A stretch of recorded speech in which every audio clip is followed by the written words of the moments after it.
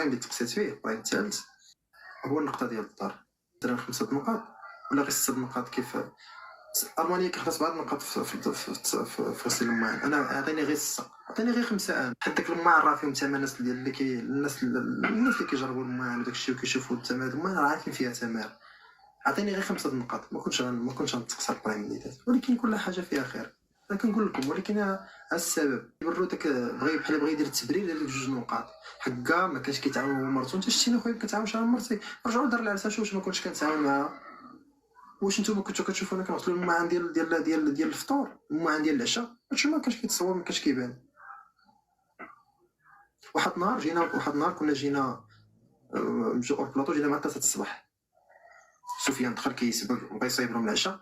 انا ونسيان جينا مدكدكين صافي معصبين ما دوزناش داك الجو مزيان ما حليناش داك اللغز ما دوزناش الجو مزيان. دخلنا معصبين ما فينا اللي حتى الماكله اقسم بالله ما تعشينا داك النهار.